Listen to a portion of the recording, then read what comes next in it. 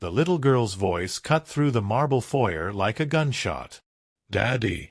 Elena's blood turned to ice. She spun around, heart hammering against her ribs, and there was Mia, her 5-year-old daughter who wasn't supposed to be here, who wasn't supposed to exist in this world, running straight toward Dante Russo with her tiny arms outstretched. The most powerful man in New York stood frozen at the top of the grand staircase. His hand gripped the railing, knuckles white. Every muscle in his body had gone rigid. Mia's sneakers squeaked against the polished floor. "Daddy, you're home." Elena's world shattered into 1,000 pieces. 3 months of keeping Mia hidden. 3 months of lies. 3 months of sneaking her daughter into the servants' quarters after dark. All of it, gone in one innocent word. Dante's eyes lifted from the child and locked onto Elena's. They were dark as pitch, unreadable as stone. "Explain," he said. "Just one word." Quiet. Deadly. How do you explain the unexplainable to a man who had buried his pregnant wife 3 years ago and sworn never to feel again? This is a story about second chances, hidden truths, and a little girl who broke through walls no one else could touch. If you want to see how Elena's secret changes everything, hit that subscribe button and drop a comment telling us where you're watching from. Every view matters. Let's begin.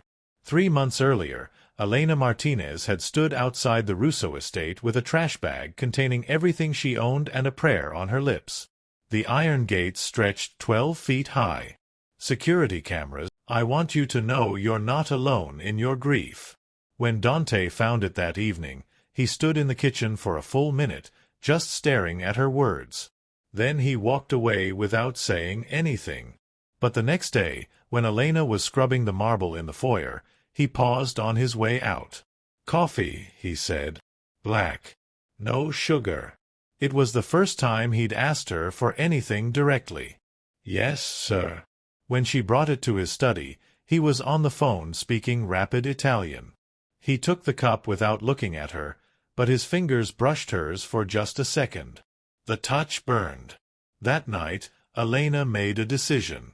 She couldn't keep living split between 2 worlds. Mia needed stability. She needed her mother.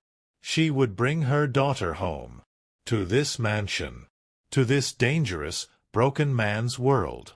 What could possibly go wrong? Elena waited until Sunday. Dante's security detail was lighter on weekends. The skeleton crew changed shifts at 3 p.m.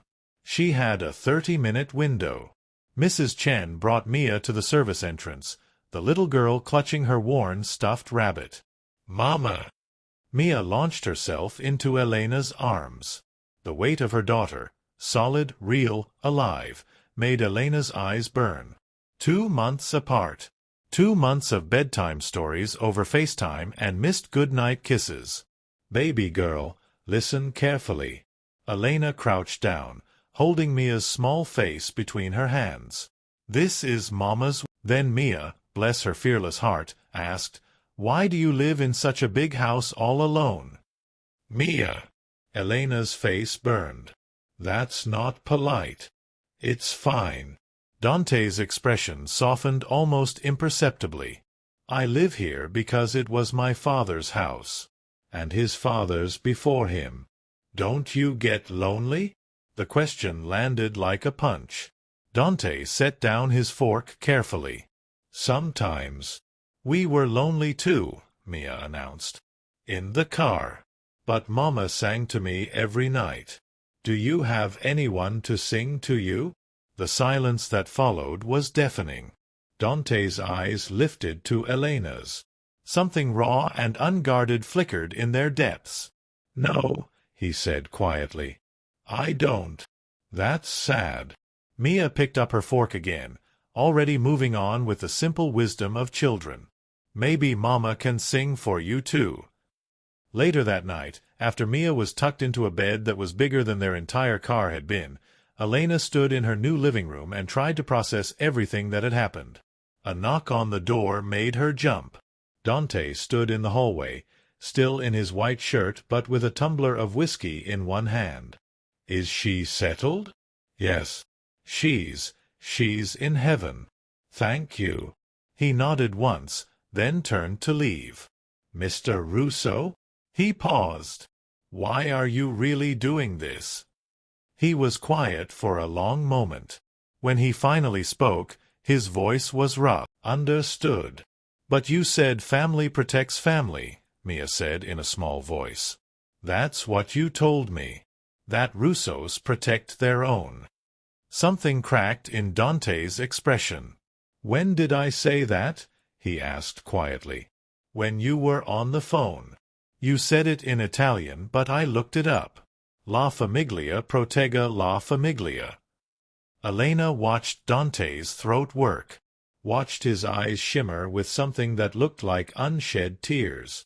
You're right, Piccola, he said, voice rough. Family protects family. And you, both of you, are family now. Mia launched herself into his arms. Does that mean you're my daddy now?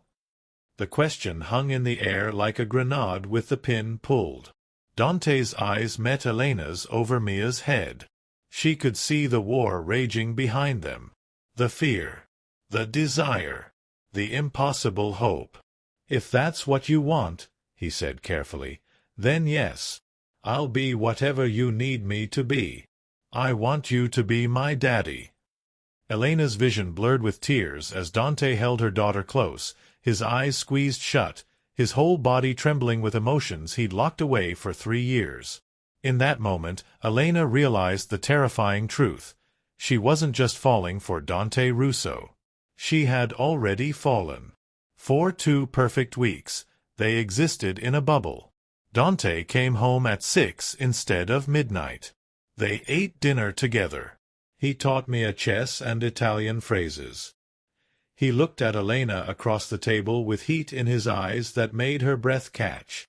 The mansion felt alive again, full of light and laughter and possibility. Then the past came knocking. Elena was in the kitchen preparing lunch when she heard raised voices from Dante's study. She shouldn't have listened. She knew better. But the fury in Dante's voice made her freeze. I don't care what the families think. This is not open for discussion.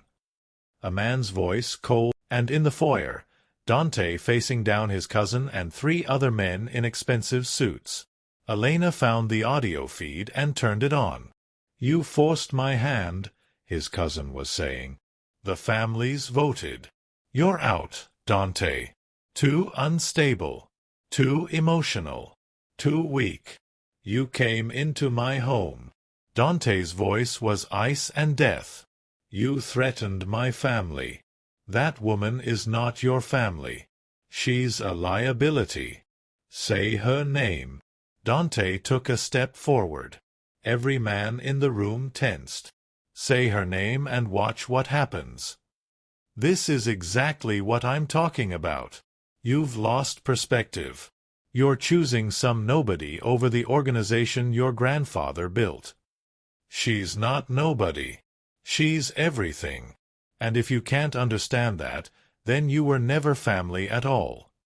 The cousin raised his gun. Time slowed to a crawl. Elena screamed, the sound trapped in the soundproof room. Mia buried her face in her mother's chest. But Dante was faster. So much faster. 1 shot. Clean. Precise. His cousin dropped. The other men froze. Anyone else? Dante's voice was eerily calm. Anyone else want to tell me I'm weak?